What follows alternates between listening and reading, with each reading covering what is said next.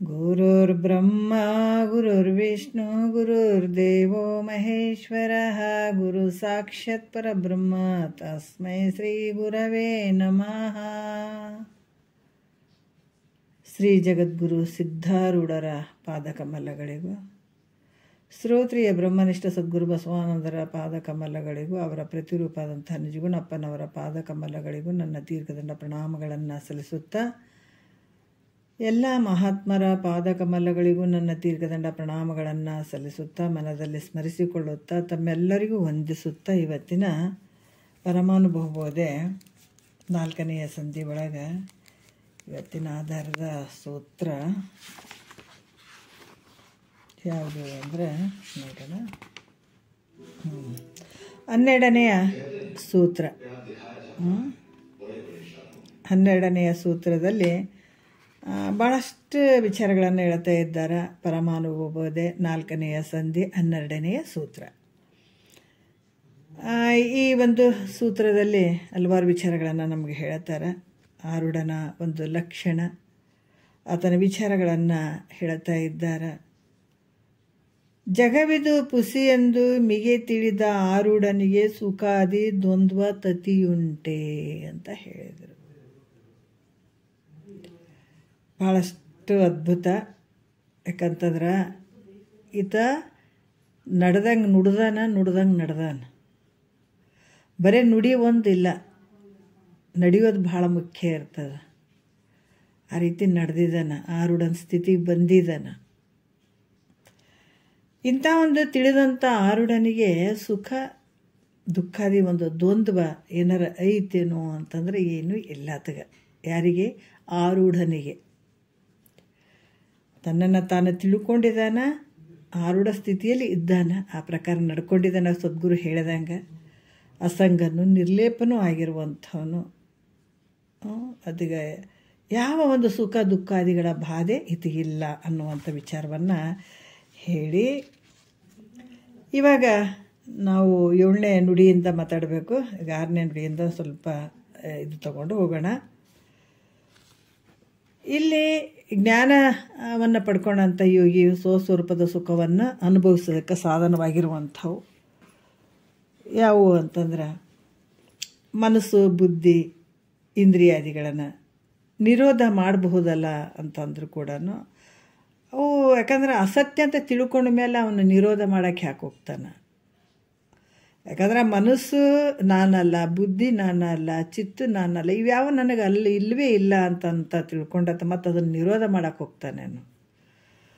ಅದಕ್ಕೆ ಇಲ್ಲಿ 6ನೆಯ ನುಡಿಯಲ್ಲಿ ಹೇಳ್ತಾರೆ, ಮನವ ಇಂದ್ರಿಯವನು ಆ ಮತಿಯ ನಿರೋಧಿಸ ಅನಿತಂ ಅಸತ್ಯವೆನಿಸುವವು ಕನಸು, ಆರಿಕಲ್ಲು, ಬಿಸಿಲು ದೊರೆ, ಸುರಧನು, ಘನಜಾಲದಂತೆಂದು ತಿಳಿದಾತ ಅಂತ ಹೇಳ್ತಾರೆ.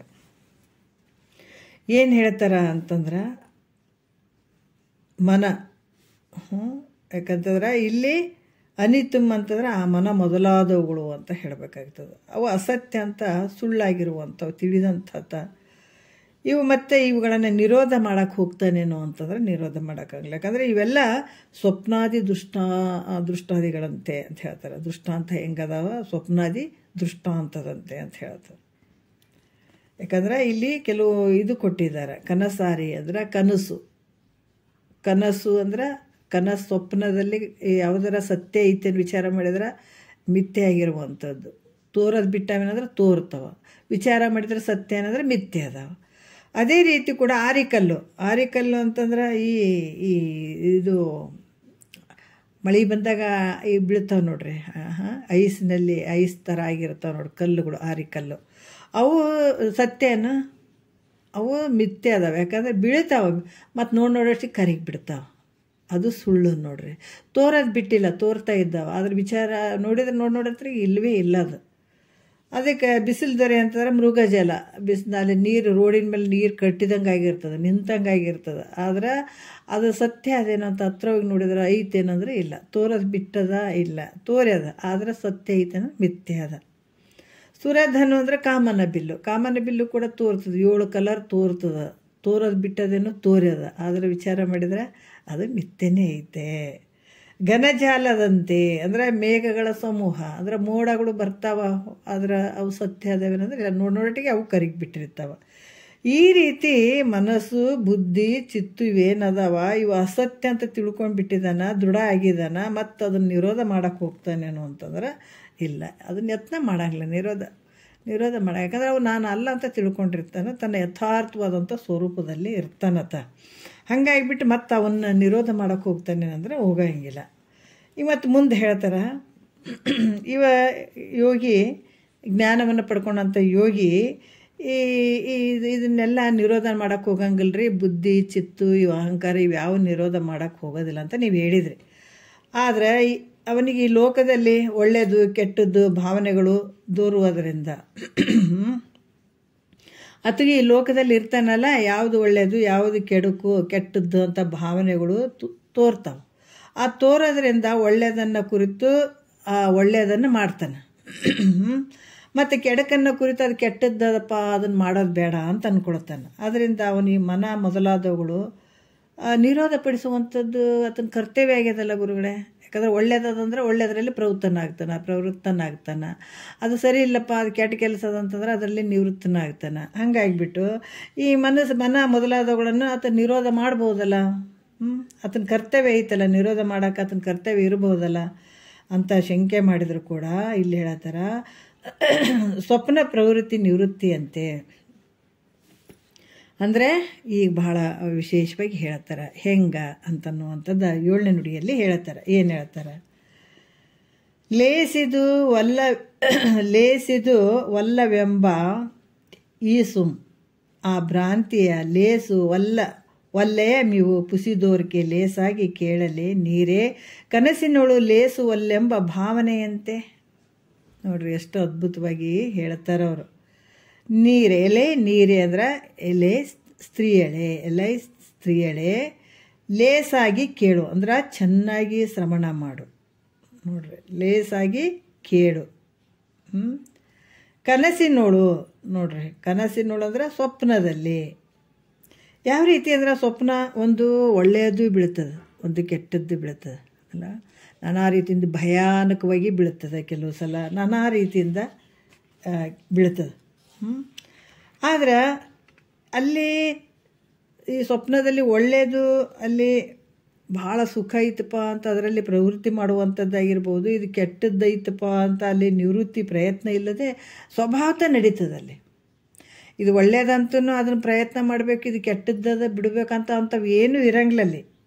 ಸ್ವಭಾವತಃ ಅದು ಪ್ರಯತ್ನವಿಲ್ಲದೆ ಹೆಂಗೆ ಅಲ್ಲಿ ನಡೀತಾ ಇರ್ತದೋ, ಪ್ರವೃತ್ತಿ ಆಗಿರುತ್ತದೋ, ಹಾಗೆಯೇ ಜಾಗೃತ ಪ್ರಪಂಚದಲ್ಲಿ ಆದರೂ ಕೂಡ ಇದು ಒಳ್ಳೆಯದು ಪ್ರವೃತ್ತಿ, ಇದು ಕೆಟ್ಟದ್ದು ನಿವೃತ್ತಿ, ಇದನ್ನು ಒಳ್ಳೆಯದೈತಪ್ಪ ಇದನ್ನು ಕೆಟ್ಟದ್ದೈತಪ್ಪ ಅಂಥೇಳಿ ಈ ರೀತಿ ಏನು ಅಂತಂದ್ರೆ ಆ ಕರ್ತವ್ಯ ರೂಪ ನಡೀತದೆ ಅನ್ನೋದ್ರೆ ಇಲ್ಲ. ಯಾವುದೇ ಪ್ರಯತ್ನ ಇಲ್ಲದೇ ಸ್ವಭಾವತ ನಡೆದಿರ್ತದಲ್ಲಿ.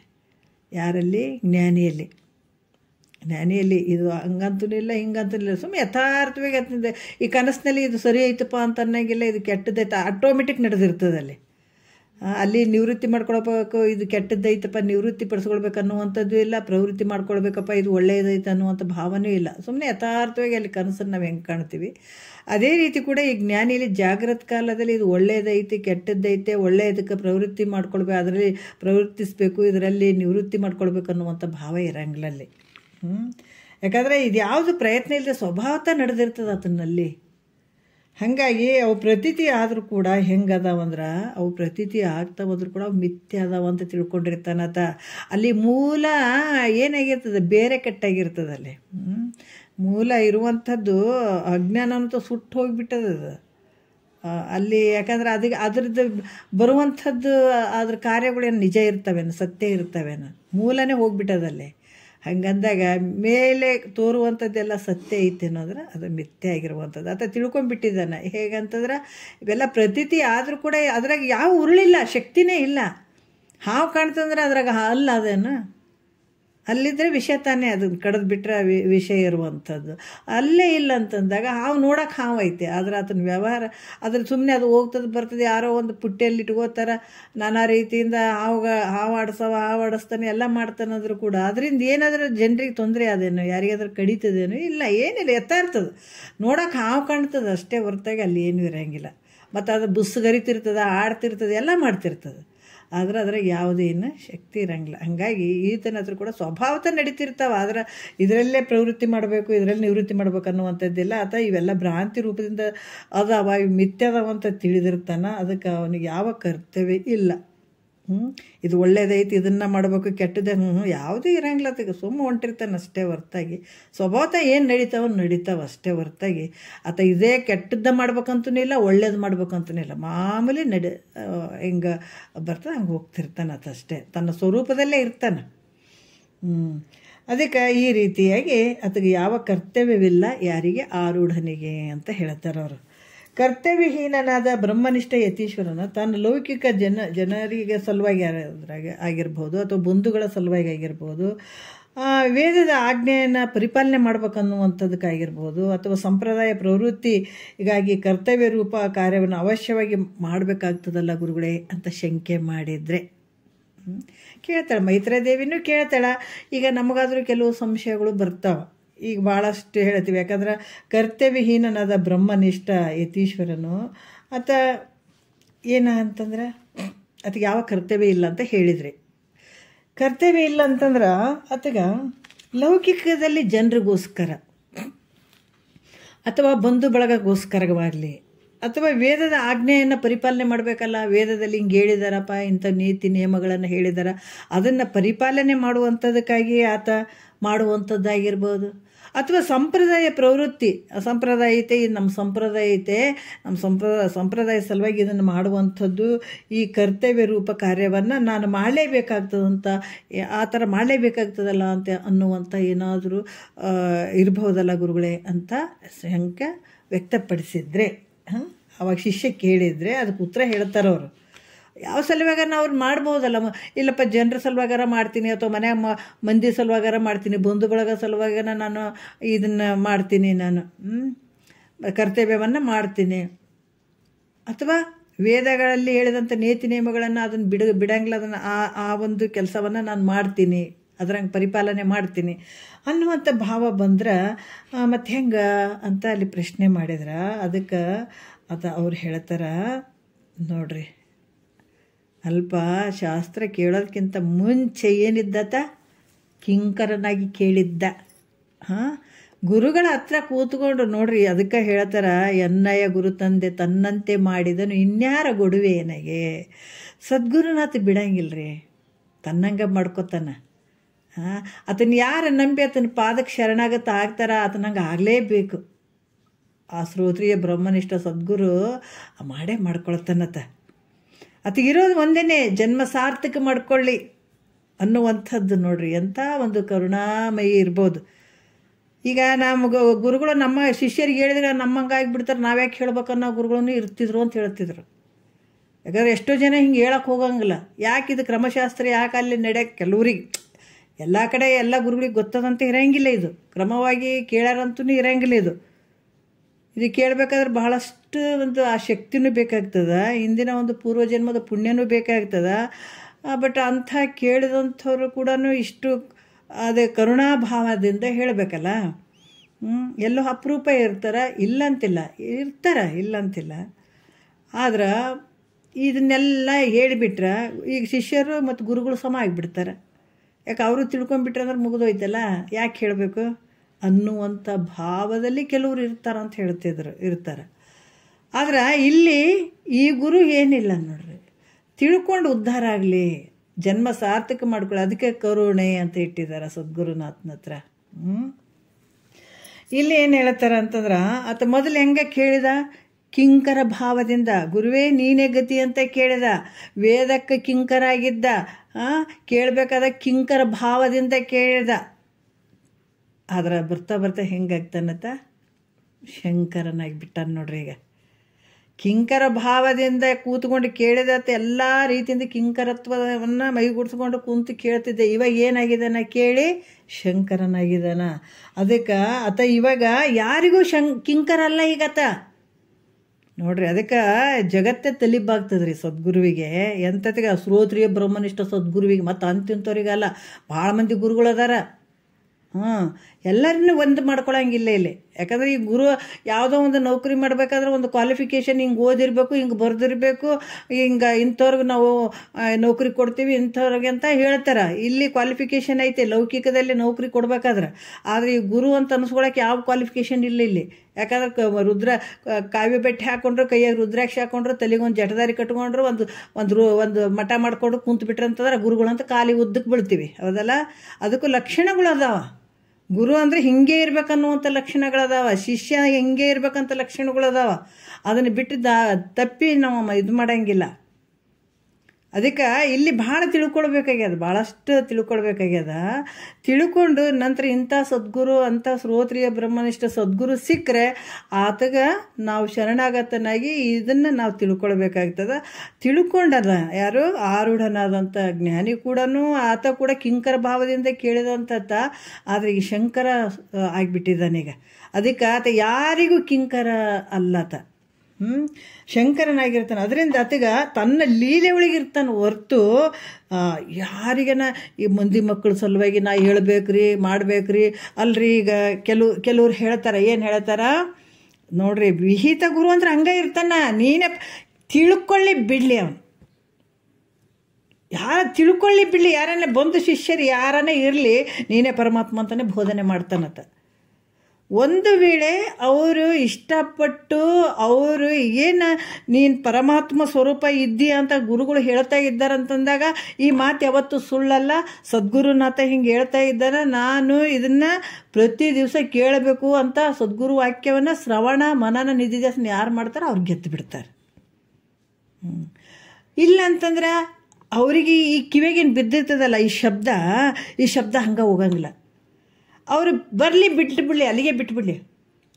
ನೋಡ್ರಿ ಎಷ್ಟು ಅದ್ಭುತ ಐತೆ, ಎಷ್ಟು ಸೂಕ್ಷ್ಮ ಐತೆ. ಅವ್ರು ಯಾವಾಗೂ ಬಂದೇ ಇಲ್ಲ, ಗುರುವಿನ ಹತ್ರ ಬಂದಿಲ್ಲ. ಒಂದು ಸಲ ಬಂದಿದ್ದಾರ, ನೀನೇ ಪರಮಾತ್ಮ ಅಂತ ಶಬ್ದ ಕೇಳಿದಾರ. ಕೇಳಿದ ತಕ್ಷಣ ನಾನು ಹೆಂಗೆ ಪರಮಾತ್ಮ ಆಗ್ತೀನಿ ರೀ ಅಂತ ಅವ್ರು ಹೊರಟು ಹೋಗಿಬಿಟ್ಟಿದ್ದಾರೆ. ಆದರೆ ಅದು ಒಂದು ಶಬ್ದ ಏನು ಕಿವಿಗೆ ಬಿದ್ದದಲ್ಲ, ಅದು ಕೆಲಸ ಮಾಡ್ತದೆ ನೋಡ್ರಿ. ಅಷ್ಟು ಗುರುವಿನ ಶಕ್ತಿ, ಅಷ್ಟು ಅದರ ಶಕ್ತಿ. ಅದು ಯಾವಾಗಾರ ಕೇಳಿ, ಮುಂದೆ ಯಾವಾಗಾರ ಕೇಳಿ, ಅದು ಒಂದು ಸ್ವಲ್ಪ ಕೆಲಸ ಮಾಡ್ತೀನಿ. ನೀನು ಪರಮಾತ್ಮ ಇದೆ ಅಂತ ಸದ್ಗುರುವಿನ ಮುಖಾಂತರ ಏನು ಕಿವಿಗೆ ಬಡ್ದದಲ್ಲ, ಅದು ಕೆಲಸ ಆಗ್ತದೆ. ಅದಕ್ಕೆ ಗುರು ಹೇಳ್ತಾರ, ಆತ ತಿಳಿದೇ ಇರಲಿ. ಅದಕ್ಕೆ ಇದು ಸತ್ಯಾನುಭವ, ಇದು ಮಿಥ್ಯಾನುಭವ ಎಂದು ಒದವಿ ಬೋಧಿಪನೆ ಸದ್ಗುರು ಒಕ್ಕು ಅಂತ ಹೇಳಿದಾರ. ಆತ ತಿಳ್ಕೊಳ್ಳದೇ ಇರಲಿ, ನೀನೇ ಪರಮಾತ್ಮ ಇದ್ದಂಗೆ ಹೇಳತ್ಗ. ಅದಕ್ಕೆ ಯಾವ ಜನ್ಮದಾಗನ ಅದಕ್ಕೆ ಜ್ಞಾನ ಆಗಲಿ, ಅದು ಬೇಕಾಗಿಲ್ಲ. ದಾರಿ ತಪ್ಪಿಸೋ ಕೆಲಸ ಮಾಡೋದು ಬೇಡ. ನಿನ್ನ ಪರಮಾತ್ಮನ ಸ್ವರೂಪ ವಿಹಿತ ಗುರು ಅದನ್ನೇ ಹೇಳ್ತಾನೆ.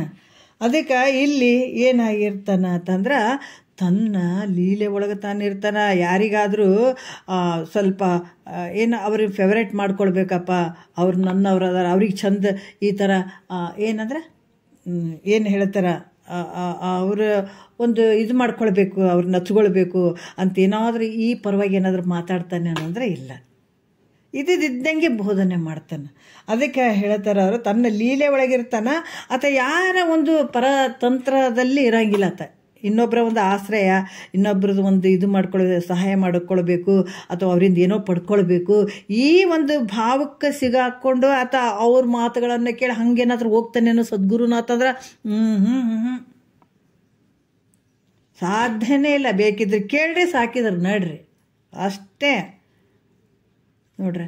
ಯಾಕಂದ್ರೆ ಆತ ಯಾರು ಕೇಳಿದ್ರೆ ಎಷ್ಟು ಬಿಟ್ಟರೆ ಎಷ್ಟು ಆತಗೆ ಯಾವ ಬಂಧು ಆಗಲಿ ಬಳಗ ಆಗಲಿ ಯಾರೇ ಆಗಿರಲಿ, ಇವ್ರು ಕೇಳಲಿ, ಇವ್ರ ಫೇವರೇಟ್ ಆಗಲಿ, ಆ ಥರ ಯಾವ ಭಾವನೆಗಳು ಆತಗಿರಂಗಿಲ್ಲ. ಆತ ತನ್ನ ಒಂದು ಲೀಲೆ ಒಳಗೆ ತಾನಿರ್ತಾನೆ. ಮತ್ತು ಯಾರ ಪರತಂತ್ರನಾಗಿ ವರ್ತಿಸುವುದಿಲ್ಲ ಆತ.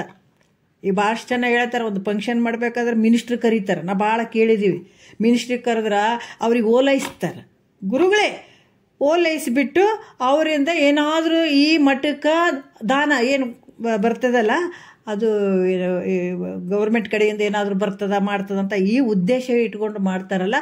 ಗುರು ಹಂಗೆ ಮಾಡ್ತಾನೆ ಅಂದ್ರೆ ಮಾಡೋಂಗಿಲ್ಲ. ಹಾಂ, ಯಾಕಂತಂದ್ರೆ ಈ ನಾವು ಭಾಳಷ್ಟಿಗೆ ಈಗ ಅಪ್ಪಾಜಿ ಅವ್ರನ್ನೆಲ್ಲ ನಾವು ಈ ನಮ್ಮ ಒಂದು ಇದರಲ್ಲೇ ನಾವು ನೋಡಿದ್ದೀವಿ ಅಲ್ಲ. ಹಾಗಾಗಿ ಏನಾದರೂ ಇರ್ತದೇನೆ. ಈಗ ಅನುದಾನ ಅಂತ ಹಾಗೆಲ್ಲ ಕೊಡ್ತಾರಲ್ಲ, ಆ ಥರ ಏನಾದರೂ ಮಠಕ್ಕೆ ಬರಲಿ, ಅವ್ರಿಗೆ ಬರಲಿ, ಇವ್ರಿಗೆ ಫೇವ್ರೇಟ್ ಮಾಡಬೇಕು, ಅವರಿಗೆ ಫೇವ್ರೇಟ್ ಆಗಬೇಕು, ನಮ್ಮ ಮಟ್ಟಿಗೆ ಹಾಗೆಲ್ಲ ಇಲ್ಲ. ಆ ರೂಢ ಆ ಸ್ಥಿತಿಯಲ್ಲಿ ಇರೋದೇ ಇಲ್ಲ. ಯಾವ ಭಾವನೆ ಇರೋಂಗಿಲ್ಲ, ಯಾರ ಒಂದು ಪರತಂತ್ರಕ್ಕೂ ಆತ ಒಳಗಾಗಿರೋಂಗಿಲ್ಲ. ಹಾಗಾಗಿ ಅಲ್ಲಿ ಕೂಡ ಆತ ಸ್ವತಂತ್ರವಾಗಿ ಇರ್ತಾನತ್ತ. ಯಾರು ಬಂದ್ರೇನು ಯಾರು ಹೋದ್ರೇನು ಯಾರ್ದು ಒಂದು ಇದು ಇರೋಂಗಿಲ್ಲ. ಆತ ಶಂಕರನಾಗಿ, ಅದಕ್ಕೆ ಅದು 14 ಲೋಕಗಳಿಗೆ ಶಂಕರನಾಗಿರ್ತಾನ. ಯಾವುದಕ್ಕೂ ಕಿಂಕರತ್ವದಿಂದ ಇರೋಂಗಿಲ್ಲ. ಆತ ಕಿಂಕರ ಭಾವ ಇರಲ್ಲ. ಆತ ಶಂಕರನಾಗಿರ್ತಾನೆ. ಹಾಗಾಗಿ ಆತಗೆ ಯಾವ ರೀತಿಯಿಂದ ಇದಿರೋಂಗಿಲ್ಲ ಅಂತ ಹೇಳ್ತಾರೆ. ಮತ್ತು 8ನೇ ನುಡಿಯಲ್ಲಿ ಹೇಳ್ತಾರೆ, ತನುವಿಗಿಂದ್ರಿಯಕ್ಕೆ ಮಾನಸಕ್ಕೆ ಆ ಚೇತನಕ್ಕಿಷ್ಟು ತನುವಿಗಿಂದ್ರಿಯಕ್ಕೆ ಮಾನಸಕ್ಕೆ ಚೇತನಕ್ಕಿಷ್ಟು ಜನಕ್ಕೆ ಇಷ್ಟ ಜನಕ್ಕೆ ಲೋಕಕ್ಕೆ ವೇದ ವಿಧಿಗಳಿಗೆ ಇನಿತು ಕಿಂಕರನಲ್ಲ ವರಯೋಗಿ ನಿಜಬೋಧನು ಅನಗನು ಅಕಿಳನು ಭಾವರಹಿತನು ಅಂತ ಹೇಳ್ತಾರೆ ಅವರು. ಏನು ಹೇಳ್ತಾರೆ ಅಂದ್ರೆ, ಹೆಂಗೆ ಅದನ್ನು ತನು ಇಂದ್ರಿಯಕ್ಕೆ ಅಂದ್ರೆ ಶರೀರಕ್ಕೆ, ಇಂದ್ರಿಯಗಳಿಗೆ, ಮನಸ್ಸಿಗೆ, ಈ ಚೇತನಕ್ಕೆ ಅಂದರೆ ಬುದ್ಧಿಗೆ, ಇಷ್ಟ ಜನಕ್ಕೆ, ಬಂಧು ಬಳಗದವರಿಗೆ, ಲೋಕಕ್ಕೆ ನೋಡ್ರಿ, ವೇದ ವಿಧಿಗಳಿಗೆ, ಕರ್ಮಗಳಿಗೆ ನೋಡ್ರಿ. ಹೆಂಗದಂತಂದ್ರೆ ಸ್ವರೂಪ ಜ್ಞಾನ ಸಿದ್ಧನು ಅಂತ ಹೇಳ್ತಾರೆ. ಯಾವಾಗಲೂ ತನ್ನ ಸ್ವರೂಪದಲ್ಲಿ ಇರುವಂಥವನು. ಅದಕ್ಕೆ ಸಚ್ಚಿದಾನಂದ ಸ್ವರೂಪನೇ ನಾನನ್ನುವಂಥ ಜ್ಞಾನ ಉಳ್ಳಂಥವನಾಗಿರ್ತಾನೆ. ಆಮೇಲೆ ಅವಿದ್ಯಾದಿ ದೋಷಗಳು ಯಾವುದು ಆತನ ಹತ್ರ ಎಲ್ಲ ರಹಿತನಾಗಿರ್ತಾನೆ. ಅವಿದ್ಯಾದಿ ದೋಷಗಳಿಂದ ರಹಿತನಾಗಿರ್ತಾನೆ, ಮುಕ್ತನಾಗಿರ್ತಾನೆ. ನೋಡ್ರಿ, ಅದು ಯಾವುದು ಸಂಬಂಧ ಇಲ್ಲ ಆತಗೆ. ಸಕಲ ಅಂತಃಕರಣ ಏನು ಕಾಮ ಕ್ರೋಧಾದಿ ವೃತ್ತಿಗಳಿಗೆ ಸಾಕ್ಷಿಯಾಗಿ ಪ್ರಕಾಶ ಮಾಡುತ್ತಿರುವಂಥವನು ಆಗಿರ್ತಾನತ. ಮತ್ತು ಅಂದರೆ ಇನ್ನೂ ಒಂದು ಹೇಳ್ತಾರೆ ಅವರು, ಯಾವ ರೀತಿ ಅಂತಂದ್ರೆ ಯಮಾದಿ ಯೋಗದಿಂದ ಕೂಡಿದ ಯೋಗಿ ಅಲ್ಲ ಅಂತ ಹೇಳೋದಕ್ಕಾಗಿ ವರಯೋಗಿ ಅಂತ ಇಲ್ಲಿ ಕರೆದಿದ್ದಾರೆ. ಆತಗೆ ವರಯೋಗಿ ಅಂತ ಹೇಳಿದ್ದಾರೆ ನೋಡ್ರಿ. ಮೇಲುಗಡೆ ಕಿಂಕರನಲ್ಲ, ವರಯೋಗಿ ಅಂತ ಹೇಳಿದ್ದಾರೆ. ಇದು ನಾವು ಭಾಳ ಅರ್ಥ ಮಾಡ್ಕೊಳ್ಬೇಕು. ವರಯೋಗಿ ಅಂತ ಹೇಳಿದ್ದಾರೆ. ಯಾಕೆ ವರಯೋಗಿ ಅಂತ, ವರ ಅಂತ ವಿಶೇಷಣೆ ಯಾಕೆ ಕೊಟ್ಟರು ಅಂತಂದ್ರೆ, ಮತ್ತು ಯಮ ನೇಮ ಆಸನ ಪ್ರಾಣಾಯಾಮ ಅಂತ ಹಿಂಗೆ ಯೋಗಗಳು ಮಾಡಕ್ಕೆ ಹೋಗ್ತಾರೆ ನೋಡ್ರಿ. ಆ ಯೋಗದಿಂದ ಕೂಡಿದಂಥ ಯೋಗಿ ಅಲ್ಲ ಅಂತ ಹೇಳೋದಕ್ಕಾಗಿ ವರ ಅಂತ ಕರೆದಿದ್ದಾರೆ ಅವರಲ್ಲ. ಯಮ ನೇಮ ಆಸನ ಏನು ಯೋಗಕ್ಕೆ ಹೋಗ್ತಾರಲ್ಲ, ಆ ಯೋಗದ್ದಲ್ಲ ಇದು. ಅದಕ್ಕೆ ಮತ್ತು ಆ ಕಡೆ ಹೋಗಬಾರ್ದು ಭಾವ ಅಂತ ಹೇಳಿಬಿಟ್ಟು ಯಮಾದಿ ಯೋಗದಿಂದ ಕೂಡಿದಂಥ ಯೋಗಿ ಅಲ್ಲ ಅಂತ ಹೇಳೋದಕ್ಕಾಗಿ ವರಯೋಗಿ ಅಂತ ಕರೆದಿದ್ದಾರೆ. ಅಂದರೆ ಸಿದ್ಧಯೋಗಿ ಅಂತ ಅನಿಸುವಂಥವನ್ನತ್ತ, ಜ್ಞಾನಯೋಗಿ, ಸಿದ್ಧಯೋಗಿ. ಅದಕ್ಕೆ ಈ ರೀತಿಯಾಗಿ ಇವನ ಶರೀರ, ಇಂದ್ರಿಯ ನೋಡ್ರಿ, ಈ ಮನಸ್ಸು, ಬುದ್ಧಿ, ಚಿತ್ತು ಏನದಾವ, ಬಂಧು ಜನ, ಲೋಕದ ಜನ, ವೇದಗಳ ವಿಧಿಗಳ ಇವೆಲ್ಲಗಳಿಗೆ ಆತ ಏನಾದರೂ ಪರಾಧೀನದಿಂದ ಕೂಡಿದಾನೇನೋ, ಗೆದ್ದು ಬಿಟ್ಟಿದ್ದಾನ್ರಿ ಆತ. ಯಾವುದು ಮನಸ್ಸಾಗಿರ್ಬೋದು, ಬುದ್ಧಿ ಆಗಿರ್ಬೋದು ನೋಡ್ರಿ, ಎಂಥ ಒಂದು ಅದ್ಭುತವಾಗಿ ಹೇಳ್ತಾರೆ ಅವರು. ಆ ಲೋಕದ ಜನರಿಗಾಗಿರ್ಬೋದು, ವರ ವೇದ ವಿಧಿ ಇವಕ್ಕೆ ಯಾವಕ್ಕಾದ್ರೆ ಆತ ಕಿಂಚಿತ್ತಾದರೂ ಪರಾಧೀನ ಅದಾನೇನು ಅಂತಂದ್ರೆ ಯಾವುದಕ್ಕೆ ಪರಾಧೀನ ಅಲ್ಲ. ಯಾಕಂದರೆ ಯಾವುದೊಂದು ವಿಷಯದ ಇಚ್ಛೆ ಇದ್ರೆ ತಾನೇ ಪರಾಧೀನನಾಗ್ತಿದ್ದಾತ. ಏನಾದ್ರು ಇಚ್ಛೆ ಇದ್ರೆ ನಮಗೇನಾದರೂ ಒಂದು ಹೆಲ್ಪ್ ಆಗ್ಯದಪ್ಪ, ಇನ್ನೊಬ್ಬರಿಂದ ಹೆಲ್ಪ್ ಆಗಬೇಕಂದಾಗ ನಾವು ಪರಾಧೀನ, ಅವ್ರಿಗೆ ಅಂಥ ಕೆಟ್ಟವರಾದ್ರೂ ಕೂಡ ಒಳ್ಳೆಯವರಪ್ಪ ಅಂತೀವಿ, ಹೌದಲ್ಲ. ಅವರಿಂದ ನಮಗೆ ಕೆಲಸ ಆಗಬೇಕಾಗ್ಯದ, ನಾವು ಒಳ್ಳೆಯವರು ಅಂತ ಅಂದ್ಕೊಳ್ತೀವಿ. ಅದರಿಂದ ಏನಾದರೂ ನಮ್ಗೆ ಲಾಭ ಆಗಬೇಕಾಯ್ತಂದ್ರೆ ಅದನ್ನು ನಾವು ಜೋಪಾನ ಮಾಡ್ತೀವಿ, ಅಥವಾ ಏನೋ ಒಂದು ಇದು ಮಾಡ್ತೀವಿ, ಪ್ರೀತಿ ಮಾತಾಡ್ತೀವಿ, ಅದು ಮಾಡ್ತೀವಿ. ಆದರೆ ಎಲ್ಲವನ್ನು ತೃಣಸಮ ಅಂತ ತಿಳ್ಕೊಂಡಿದ್ದಾನೆ ಇಡೀ ಜಗತ್ತನ್ನೇ ಅಂದಾಗ ಈತ ಮತ್ತು ಯಾರು ಪರಾಧೀನ ಆಗ್ತಾನತ್ತ? ಯಾರ ಪರಾಧೀನನಾಗೋದಿಲ್ಲ. ಯಾಕಂದ್ರೆ ಯಾವುದೊಂದು ಅದು ಏನಾದರೂ ಇಚ್ಛೆ ಇದ್ರೆ ತಾನೇ ಆತ ಪರಾಧೀನನಾಗ್ತಾನೆ. ಯಾವುದ್ರದ್ದು ಇಚ್ಛೆ ಇಲ್ಲ. ಅದರಿಂದ ಆತಗ ಏನಂತಂದ್ರೆ ಈ ಜಗತ್ತು ಏನದಂದ್ರೆ ತೃಣಾದಂತೆ ತೋರ್ತಾ ಇದೆ ಆತಗೆ. ಹೆಂಗೆ ಜಗತ್ತೇ ತೃಣದಂಗೆ ತೋರ್ತದಂತ ನೋಡ್ರಿ ಆತಗೆ. ಜ್ಞಾನಿಗೆ ತೃಣ ಸಮಾನ ಅಂತ ಬಿಟ್ಬಿಟ್ಟಿದ್ದಾನಂತಂದಾಗ ಇನ್ನು ಯಾರಿಗೆ ಆತ ಪರಾಧೀನನಾಗ್ತಾನ? ಅದರಿಂದ ಆತ ಹರಿಹರ ಬ್ರಹ್ಮಾದಿಗಳಿಗೂ ಕಿಂಕರನಲ್ಲ ಆತ. ನೋಡ್ರಿ, ಅದಕ್ಕೆ ಹೇಳ್ತಾರ, ತನ್ನ ತಾನು ತಿಳ್ಕೊಂಡ ಮೇಲೆ ಯಮಧರ್ಮ ಮೊದಲು ಮಾಡಿ ಕೈ ಮುಕ್ಕೊಂಡು ನಿಲ್ತಾನ ಆತಗೆ. ಇಲ್ಲೇನು ಹೇಳ್ತಾರ, ಹತ್ರ ಕೂಡ ಬರೋಂಗಿಲ್ಲ ಬಿಡ್ರಿ, ಯಾರೂ ಬರೋಂಗಿಲ್ಲ. ಆದ್ರೆ ಹರಿಹರ ಬ್ರಹ್ಮಾದಿಗಳು ಅಂತಂದಾಗ ಎಲ್ಲ ಬಂತು. ಬ್ರಹ್ಮ ವಿಷ್ಣು ಮಹೇಶ್ವರ ಇವರೆಲ್ಲ ಈ ಬ್ರಹ್ಮಾದಿಗಳಿಗೂ ಕೂಡ ಕಿಂಕರನಲ್ಲ. ಇದು ಕೂಡ ಆತ ಹೆಂಗೆ ಅದನ್ನು ಸ್ವತಂತ್ರ ರೂಪವಾಗಿರ್ತಾನೆ, ತನ್ನ ಲೀಲೆ ಒಳಗೆ ತಾನು ಆತ ಇದು ಮಾಡ್ತಿರ್ತಾನೆ. ಹಾಗಾಗಿಬಿಟ್ಟು ಯಾರಿಗೂ ಆತ ಕಿಂಕರ ಭಾವದಿಂದ ಕೂಡಿರಂಗಿಲ್ಲ, ಯಾರ ಹತ್ರನೂ ಈ ಥರ ಆತ ಮಾಡಂಗಿಲ್ಲ. ಯಾಕಂದ್ರೆ ತಾವು ಯಾರಿಗೂ ಪರಾಧೀನನಲ್ಲ ಆರೂಢ ಅನ್ನುವಂಥ ವಿಚಾರವನ್ನು ಹೇಳ್ತಾರೆ ಅವರು. ಮತ್ತು ಇಲ್ಲಿ ಕೂಡ ಇಲ್ಲಿ ಈ ವರ್ಣಾಶ್ರಮಾದಿಗಳು ಕೂಡಿದ ದೇಹವೇ ನಾನೆಂದು ಅಭಿಮಾನಿಸಿ ತ್ರೀಕರಣಪೂರ್ವಕ ಕರ್ಮ ಮಾಡುತ್ತಾ ಶ್ರುತಿಗೆ ಕಿಂಕರ ಆಗ್ತಾರ ಅಂತನ್ನುವಂಥ ಭಾವ ಅಂದರೂ ಕೂಡ ಆತ ಹೇಳ್ತಾರ, ಎಲ್ಲವನ್ನ ಈ ದೇಹವೇ ನಾನಂತ ಈ ವರ್ಣ ಆಶ್ರಮ ವರ್ಣಗಳು ಬ್ರಾಹ್ಮಣ, ಕ್ಷತ್ರಿಯ, ವೈಶ್ಯ, ಶೂದ್ರ ಆಶ್ರಮಗಳು, ಬ್ರಹ್ಮಚರ್ಯ, ಗೃಹಸ್ಥ, ವಾನಪ್ರಸ್ಥ, ಸನ್ಯಾಸ ಇವುಗಳಿಂದ ಕೂಡಿದ ದೇಹವೇ ನಾನಂತ ಅಭಿಮಾನಿಸಿ ತ್ರಿಕರಣಪೂರ್ವಕ ಕರ್ಮ ಮಾಡ್ತಾ ಶ್ರುತಿಗೆ ಕಿಂಕರರು ಆಗ್ತಾರೆಂಬನ್ನುವಂಥ ಭಾವ ಅಂತ ವ್ಯಕ್ತಪಡಿಸಿದ್ರು ಕೂಡ ಅವರು ಹೇಳ್ತಾರೆ, ಜ್ಞಾನಿಯು ಬ್ರಹ್ಮಜ್ಞಾನ ಅನ್ನುವಂಥ ಅಗ್ನಿಯಲ್ಲಿ ಎಲ್ಲವನ್ನ ಸುಟ್ಟು ಹಾಕಿಬಿಟ್ಟಿದ್ದಾನತ. ಎಲ್ಲವನ್ನ ಸುಟ್ಟು ಹಾಕಿದ. ನಾನು ಅನ್ನೋದಿಲ್ಲ, ನೀನು ಅನ್ನೋದಿಲ್ಲ, ವರ್ಣಗಳಿಲ್ಲ, ಆಶ್ರಮಗಳಿಲ್ಲ, ಇದೆಲ್ಲ ಜೀವಿಗಳ ಸೃಷ್ಟಿ. ಅದು ಭಗವಂತನ ಸೃಷ್ಟಿ ಅಲ್ಲ. ಇವೆಲ್ಲ ತಾವಾಗಿ ಮಾಡ್ಕೊಂಡಿದ್ದ ಜೀವಿಗಳ ಸೃಷ್ಟಿ ಇದು. ಇವು ಎಲ್ಲವನ್ನ ಮೀರಿರ್ತಾನತ. ಅದು ಎದಕ್ಕೆ ವರ್ಣಾಶ್ರಮಗಳು ಎದಕ್ಕೆ ಬಂದವು? ಅವು ಶರೀರಕ್ಕೆ ಸಂಬಂಧಪಟ್ಟಂಥವು, ಆದರೆ ಆರುಡನಿಗೆ ಅಲ್ಲ, ಇದು ಆತ್ಮಕ್ಕಲ್ಲವು. ಅದಕ್ಕಾಗಿ ಅವನ್ನೆಲ್ಲವನ್ನ ಮೀರಿರ್ತಾನೆ. ಹಾಗಾಗಿ ಆತ ವೇದಕ್ಕೂ ಕೂಡ ಆತ ಕಿಂಕರನಲ್ಲ. 4 ವೇದಗಳ ಮೇಲೆ ನರ್ತನ ಮಾಡ್ತಾನೆ, ನಾಟ್ಯ ಮಾಡ್ತಾನೆ. ಯಾರು? ಆರೂಢ. ನೋಡ್ರಿ, ಕಿಂತು ಶ್ರುತಿಯ ನತ್ತಿಯ ಮೇಲೆ ನರ್ತನ ಮಾಡುವನಾಗಿದ್ದಾನಂತ ಹೇಳ್ಯದ.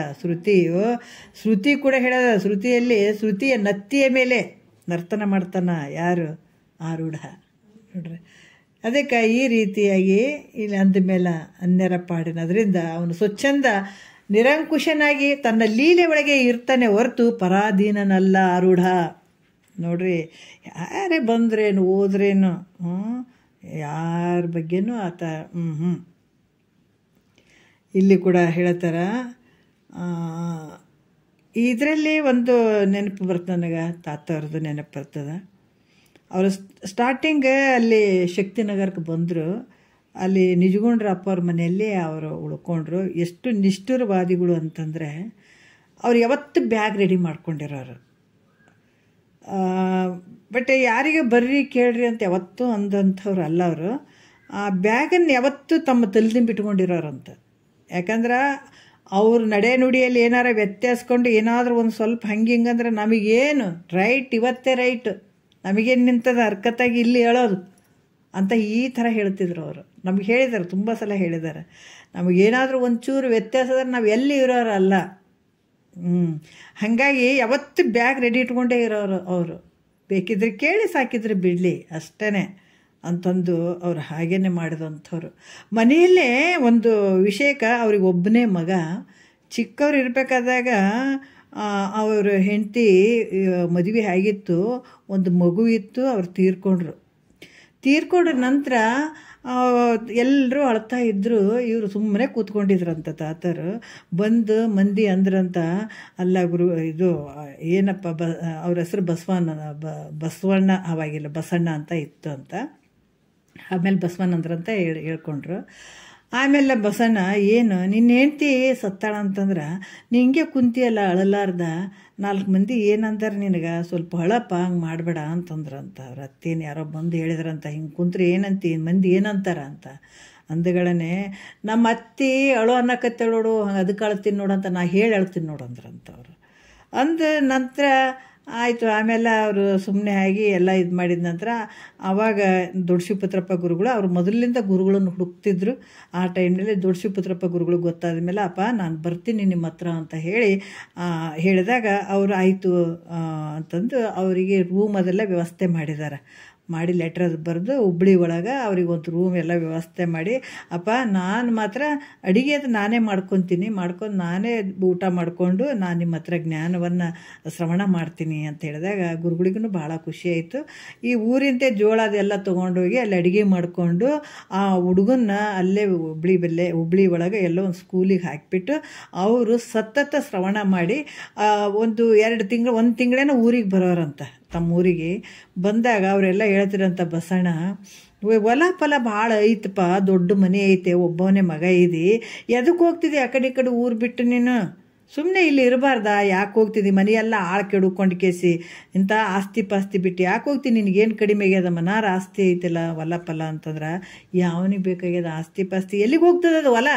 ಎಲ್ಲಾರ ಹೋಗ್ತದಂದ್ರೆ ಇದ್ದಲ್ಲೇ ಇರ್ತದೆ ಅಂತ ಹೇಳಿ, ಇನ್ನೊಂದು ಮದುವೆ ಆಗೋವಂತಂದ್ರೆ ನೀವು ಹಳ್ಳಕ್ಕೆ ಬಿದ್ದು ನನ್ನನ್ನು ಹಳ್ಳಕ್ಕೆ ಕೆಡಬೇಕಂತ ಮಾಡ್ಯಾರೇನಂತ ಅವರಿಗೆ ಬೈದು ಅಂದು ಅವ್ರು ಹೋಗಿ ಸತತ 12 ವರ್ಷ ದೊಡ್ಡ ಶಿವಪುತ್ರಪ್ಪ ಗುರುಗಳ ಹತ್ರ ಇವರು ಸತತ ಅಧ್ಯಯನ ಮಾಡಿದಂಥವ್ರು. ಆವಾಗ ಮಾಡಿ ಮನೆಗೆ ಬಂದಿದ್ದಾರೆ, ಎಲ್ಲ ಮುಗಿದ ನಂತರ ಊರಿಗೆ ಬಂದಾಗ ಮಗನಿಗೆ ಮದುವೆನೂ ಮಾಡಿದರು. ಮದುವೆ ಮಾಡಿ ಒಂದು 4-5 ತಿಂಗಳು ಆಗಿತ್ತೇನಂತ ಅನ್ನಿಸ್ತದೆ. ಅವ್ರನ್ನೂ ಮನೆಗೆ ಬಂದಿದ್ದಾರೆ. ತಂದೆ ಮಗನಿಗೆ ಇಬ್ಬರಿಗೆ ಸ್ವಲ್ಪ ಯಾಕೋ ಜಗಳ ಆಗಿಬಿಟ್ಟದ.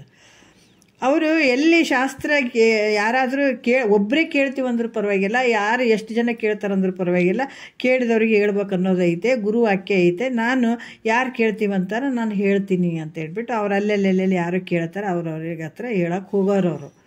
ಹೋದಾಗ ಮಗ ಅನ್ನಂತ, ನೀನು ನಿಮ್ಮ ಮನೆ ಹತ್ರ ಇರಪ್ಪ, ಯಾಕೆ ಹೋಗ್ತಿ ಅಲ್ಲಿ ಹೇಳಕ್ಕೆ, ನೀನು ಮನೆಗೆ ಎದ್ಬಿಡು, ಹೋಗ್ಬೇಡ ಅಂತಂದ್ರಂತ. ಇವ್ರಿಗೆ ಕೋಪ ಬಂದುಬಿಟ್ಟದು. ಇಲ್ಲ, ನನಗೆ ಹಾಗೆಲ್ಲ ತಡಿಬೇಡ, ನನ್ನ ಗುರು ವಾಕ್ಯ ಅದ, ನಾನು ಇದನ್ನು ಮಾಡ್ತೀನಿ ಅಂತ ಭಾಳ ನಿಷ್ಠುರವಾಗಿ ಹೇಳಿದಾರೆ. ಆದರೂ ಆತ ಕೇಳಿಲ್ಲ. ಮಗ ಸ್ವಲ್ಪ ಇದು ಮಾಡಿದದಕ್ಕಾಗಿ ಅದು ಮಾತಿಗೆ ಮಾತು ಬಂದು ಏನು ಸಿಟ್ಟಿನಲ್ಲಿ ಇವ್ರು ಅಂದುಬಿಟ್ರು, ನೋಡು ನನಗೆ ಮನ್ಯಾಗ ಇರು ಅಂತ ಅನ್ಬೇಡ, ಬೇಕಾದ್ರೆ ನೀನು ಮನೆ ಬಿಟ್ಟು ಬೇಕಾದ್ರೆ ಹೋಗಿಬಿಡು ಅಂತ ಏನೋ ಒಂದು ಸಿಟ್ಟಿನ ಬರೋದಲ್ಲಿ ಅವಿಬ್ಬರಿಗೆ ಏನು ನಡೀತು ಅಷ್ಟು ಮಾತ್ರ ಆಯಿತು ಅಂತ. ಆದಾಗ ಅವತ್ತು ಹಿಂಗೆ ಅಂದಿದಾರ ಅಂತ ಹೇಳ್ಬಿಟ್ಟು ಅಪ್ಪ ಅಂದಿದ್ದಾನಂತ ಅದು ಏನಾಯಿತು ಗೊತ್ತಿಲ್ಲ. ಅವತ್ತು ಮನೆ ಬಿಟ್ಟು ಹೋದವ ಬರಲೇ ಇಲ್ಲ ಕೊನೆಗೆ.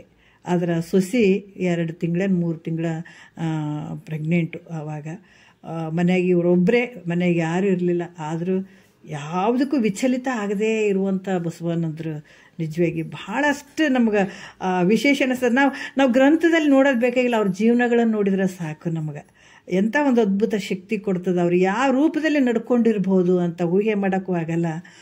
ಹಾಗಾಗಿ ಆ ಒಬ್ಬಳೇ ಹೆಣ್ಮಗಳು ಆಕೆ ಮನೆಗೆ ಇರುವಂಥದ್ದು. ಆದರೂ ಅವ್ರ ಮನೆ ಬಿಟ್ಟರು, ಮಗನೂ ಬರಲಿಲ್ಲ. ಆದರೂ ಕೂಡ ಅಲ್ಲಿ ಏನು ಆಗಬೇಕಾಗ್ಯದ ನಡೆದಿತ್ತು ಅದು ಮಾಮೂಲಿ. 25 ವರ್ಷದಿಂದ ಮನೆ ಕಡೆ ಹೆಸರು ಇಟ್ಟಿರಲಿಲ್ಲ, ಹೋಗೇ ಇರಲಿಲ್ಲ ಅವರು. ಹೋಗಲೇ ಇಲ್ಲ ಮನೆ ಕಡೆ, ನೋಡೋಕ್ಕೂ ಹೋಗಲಿಲ್ಲ, ಏನು ಮಾಡೋಕ್ಕೆ ಹೋಗಲಿಲ್ಲ. ಅಲ್ಲಿ ಅವ್ರು ಮತ್ತು ಬಂಧು ಬಳಗದಾಗ ಆಕಿನೂ ಎಲ್ಲ ಇದು ಮಾಡಿದಳು. ಒಂದು ಹೆಣ್ಣು ಮಗುನೂ ಆಯಿತು ಆಕೆ ಸೊಸೆಗೆ. ಇವರು ಮನೆ ಕಡೆ ಒಳ್ಳೆ ನೋಡಿಲ್ಲ, ಹೋಗೇ ಇಲ್ಲ ಅವರು. ನಾವು ಅವ್ರ ಜೊತೆ ಹೋಗ್ತಿದ್ದೀವಿ ಯಾವಾಗಲೂ ನೀರ್ಮಾನ್ವಿಗೆ. ನಾವೊಂದು ಡಿಸೈಡ್ ಮಾಡಿದ್ದೀವಿ, ತಾತವ್ರಿಗೆ ವಯಸ್ಸಾಗ್ಯದ, ಇಂಥವ್ರು ಸಿಗೋದೇ ಬಹಳ ಅಪರೂಪ ನಮ್ಗೆ. ಅವ್ರು ಎಲ್ಲಿ ಅಂತಾರೆ ಆದಷ್ಟು ನಾವು ಟೈಮ್ ಬಿಡುವು ಮಾಡ್ಕೊಂಡು ಅವ್ರ ಜೊತೆ ನಾವು ಯಾವಾಗಲೂ ಹೋಗೋಣ. ಎಲ್ಲಾದರೂ ಕರೆದ್ರೆ ನಾವು ಬಿಡೋದು ಮಿಸ್ ಮಾಡ್ಕೊಳ್ಳೋದು ಬೇಡ, ನಮಗಿಂತ ಟೈಮ್ ಸಿಗಲ್ಲ ಅಂತ ಗುರುನಾಥ ನಮ್ಗೆ ಆವಾಗ ತಲೆಗೂ ಯಾಕೋ ಆ ವಿಚಾರ ಹಾಕಿಬಿಟ್ಟಿದ್ದ. ಹಾಗಾಗಿಬಿಟ್ಟು ನಾವು ಹೋಗ್ತಿದ್ವಿ ಬರ್ತಿದ್ವಿ, ನಮ್ಮ ಕಾರಲ್ಲೇ ಕೂತ್ಕೊಳ್ತಿದ್ರು ಗುರುಗಳು ಮಾತಾಡೋರು. ನೀರ್ಮಾನ್ವಿತನೂ ಮಾತಾಡೋರು. ದಾರಿಯಲ್ಲಿ ಬರ್ತಾ ಹೋದಾಗ ಅವರು ಒಕ್ರಣೆ ಅಂತ ಹೇಳ್ಬಿಟ್ಟು ಅದು ದಾರಿಯಲ್ಲೇ ಹಿಂಗೆ ಬರ್ತದೆ, ಸ್ವಲ್ಪ ಒಳಗೆ ಹೋಗ್ಬೇಕು, ಅದು ಇಂಟೀರಿಯರ್ ಅದು ಒಳಗೆ ಹಂಗೆ ಹೋಗ್ಬೇಕು. ನನಗೇನು ಅನ್ನಿಸ್ತು ಒಂದು ಸಲ, ಅಪ್ಪ ನಿಮ್ಮ ಊರು ಇಲ್ಲೇ ಬರ್ತದಲ್ಲಪ್ಪ, ಹೋಗೋಣ ಒಂದು ಸಲ ಅಂತಂದೆ ನಾನು ಅಲ್ಲಿ ಮಠದಾಗ ಕೂತ್ಕೊಂಡಾಗ. ಅಂತಗಳನ್ನೇ ಅವ್ರು ಸುಮ್ಮನೆ ಆಗಿಬಿಟ್ರು. ನನಗೆ ಭಯ ಆಗಿಬಿಡ್ತು. ಯಾಕಂದರೆ ಸಾಮಾನ್ಯವಾಗಿ ಅವ್ರು ಜಾಸ್ತಿ ಮಾತಾಡೋರಲ್ಲ.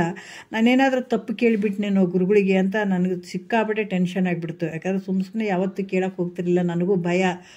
ಅವ್ರು ಅಂಥ ವೃತ್ತಿಯಲ್ಲಿ ಇರೋಂಥವ್ರು, ನಾನೇನಾದರೂ ತಪ್ಪು ಕೇಳಿಬಿಟ್ನೇನೋ, ಸುಮ್ಮನೆ ಆಗಿಬಿಟ್ರು ಗುರುಗಳು ಅಂಥೇಳಿ ನಾನು ಮತ್ತೆ ಭಯ ಆಗಿಬಿಟ್ಟಿತ್ತು ನನಗೆ. ಆದರೆ ನಾವು ಅಲ್ಲಿಂದ ಬರಬೇಕಾದಾಗ, ದಾರಿಯಲ್ಲಿ ಬರಬೇಕಾದಾಗ ಆ ಒಕ್ರಣಿ ದಾರಿ ಬಂದಾಗ ಮತ್ತೆ ಹೋಗೋಣ ಅಂದ್ರಲ್ಲ ಊರಿಗೆ ಹೋಗೋಣ ಅಂತಂದ್ರು. ಅಂದಾಗ ಖುಷಿಯಾಗಿಬಿಡ್ತು, ಭಾಳ ಖುಷಿಯಾಗಿಬಿಡ್ತು. ಆಯ್ತಪ್ಪ ಹೋಗೋಣ ಅಂತ ಹೇಳಿಬಿಟ್ಟು ಅವರು 25 ವರ್ಷದಿಂದ ಊರಿಗೆ ಹೆಜ್ಜೆ ಇಡ್ಲಾರ್ದವ್ರು ನಮ್ಮ ಸಲುವಾಗಿ ನಾವು ಹೇಳಿದಕ್ಕೆ ನಡ್ರಿ ಹೋಗೋಣ ಅಂತ ಕರ್ಕೊಂಡು ಹೋಗಿ ಮನೇಲಿ ಕೂಡಿಸಿದ್ರು. ದೊಡ್ಡ ಮನೆ, ಒಳ್ಳೆಯ ಒಂದು ಅನುಕೂಲಸ್ಥರೇ ಅವರು. ಆಮೇಲೆ ಅಲ್ಲಿ ಬಳಗದೆ ಎಲ್ಲ ಇತ್ತು. ಭಾಳ ದಿವ್ಸಕ್ಕೆ ಬಂದಿದ್ದಾನಂತ ಅವರು ಖುಷಿಪಟ್ಟರು. ಅವ್ರು ಯಾರಿಗೇನು ಹೇಳಿಲ್ಲ, ಸುಮ್ಮ ಕೂತ್ಕೊಂಡ್ರು, ನಮ್ಮನ್ನು ತೋರಿಸ್ಕೊಂಡ್ರು, ಮತ್ತು ಹಾಗೆ ಬಂದರು. ಅವರು ಬಂದರು. ಆದರೆ ಮೊಮ್ಮಗಳು ಸೊಸಿ ಒಂದು ಸಲ ಬಂದರೂ ಕೂಡ ಒಂದು ಖರ್ಚಿಪ್, ಆ ಮಗು ಖರ್ಚಿಪ್ ಕೇಳಿದ್ರೆ ಇಲ್ಲ ಇಲ್ಲ ಇಲ್ಲ ಇದನ್ನ ಹಿಂಗೆ ಕೊಡೋಂಗಿಲ್ಲ, ಇದನ್ನು ಮಠದ್ದೈತೆ ಮನೆಗೆ ಒಂದು ಚೂರು ಕೊಡೋಂಗಿಲ್ಲ ಅಂತ ಒಂದು ಖರ್ಚಿಪ್ ಮೊದಲು ಮಾಡಿ ಕೊಡಲಿಲ್ಲ ಗುರುಗಳು. ಯಾಕೆ ಈ ವಿಷಯ ಬಂತು ಅಂತಂದ್ರೆ, ಅಂಥ ಒಂದು ಸಂದರ್ಭ ಅವ್ರಿಗಿಲ್ಲ ಅಂತಲ್ಲ, ಆ ಒಂದು ಸ್ಥಿತಿಯಲ್ಲಿದ್ದಾಗ ಅವ್ರು ಹೆಂಗಿದ್ರು ಅಂತ ನಾವು ನೋಡಿದ್ದೀವಲ್ಲ, ಅದಕ್ಕೆ ಈ ವಿಷಯ ಬಂತು ನನಗೆ. ಅಂಥ ಒಂದು ದೃಢ ಭಾವದಲ್ಲಿ ಇದ್ದರು. ಅವ್ರಿಗೂ ತುಂಬ ಏರುಪೇರು ಇದ್ದು ಅಂದರೂ ಕೂಡ ಮನಸ್ಸನ್ನು ವಿಚಲಿತ ಮಾಡ್ಕೊಂಡಿರಲಿಲ್ಲ. ಅಂಥ ಒಂದು ಇದರಲ್ಲೇ ಅವರು ಇದ್ದಂಥ ಬಸವಾನಂದರು. ಆ ರೀತಿಯಾಗಿ ಇವತ್ತಿಗೂ ಕೂಡ ಅವರ ಈ ವಿಚಾರಗಳು ಬಂದಾಗ ಅವರ ಕಣ್ಣು ಮುಂದೆ ಬರ್ತಾವೆ. ಅಷ್ಟೊಂದು ಯಾರಿಗೂ ಕಿಂಕರ ಭಾವ ಇರಲಿಲ್ಲ. ಬೇಕಿದ್ರು ಕೂಡಲಿ, ಸಾಕಿದ್ರು ಹೋಗಲಿ, ಅವರು ಇದನ್ನೇ ಮಾಡ್ಕೊತ ಬಂದವರು. ಒಂದು ಮಠ ಕೂಡ ಬೆಳೆಯೋದು ಬೇಕಾಗಿಲ್ಲ ನನಗೆ, ಜ್ಞಾನ ಮಾಡ್ಕೊಂಡು ಪಡ್ಕೊಂಡ್ರೆ ಸಾಕು. ಆ ಜ್ಞಾನ ಪಡ್ಕೊಳ್ಳುವಂಥವ್ರು ಕಂಡ್ರೆ ಭಾಳ ಪ್ರೀತಿ ತೋರಿಸೋರು ಅವರು. ಅಷ್ಟು ಬಿಟ್ಟರೆ ಅವರು ಮತ್ತು ಬೇರೆ ಯಾರಿಗೂ ಪ್ರೀತಿ ತೋರಿಸ್ತವ್ರಲ್ಲ. ಎಂಥವ್ರು ಇರಲಿ, ಯಾರಿಗೂ ಅವರು ಅಷ್ಟು ಮಾತಾಡಿದವರಲ್ಲ. ಬೇಕಾದಂಥ ಮಿನಿಸ್ಟ್ರ್ ಬರಲಿ, ಯಾರು ಬಂದರೂ ಕೂಡ ಅವ್ರು ಒಳ್ಳೆ ನೋಡ್ತಿರಲಿಲ್ಲ. ಅಪ್ಪಾಜಿಗೆ ಮಾತ್ರ ಬಹಳ ಇಷ್ಟಪಡೋರು ಅವರು. ಎಲ್ಲಾದರೂ ಅಪ್ಪಾಜಿ ಬಂದಿದ್ದಾರೆ, ಸಿದ್ದೇಶ್ವರ ಅಪ್ಪಾಜಿ ಬಂದಿದ್ದಾರೆ ಅಂದರೆ ಅವರು ಭೇಟಿಯಾಗೋರು, ಇವರು ಹೋಗೋರು ಭೇಟಿಯಾಗಕ್ಕೆ. ಹಂಗೆಲ್ಲ ನಡೆದಂಥ ವಿಚಾರಗಳು. ಯಾಕಂದ್ರೆ ಆರುಢ ಹೆಂಗಿರ್ತಾನೆ, ಯಾವ ಸ್ಥಿತಿಯಲ್ಲಿರ್ತಾನೆ ಅನ್ನುವಂಥ ವಿಚಾರ ನೋಡ್ರೆ ಹಂಗೂ ಕೂಡ ಇರ್ತಾರೆ. ಯಾವ ರೀತಿಯಿಂದನೂ ಮನೆ ಕಡೆ ಅವರು ಒಳ್ಳೆ ನೋಡಲಿಲ್ಲ. ಅವರು ಒಂದು ಶಂಕರನಾಗೆ ಇದ್ದಂಥವ್ರು ಬಸವಾನಂದರು ಕೂಡ. ಇಲ್ಲಿ ಕೂಡ ಏನು ಹೇಳ್ತಾರಂತಂದ್ರೆ, ಇಲ್ಲಿ ಯಾವ ರೀತಿ ಅಂತಂದ್ರೆ, ತಮ್ಮ ಲೀಲೆ ಒಳಗೆ ತಾನು ಇರ್ತಾನೆ, ಯಾರಿಗೂ ಹೊರ್ತು ಯಾರಿಗೂ ಪರಾಧೀನನಲ್ಲ.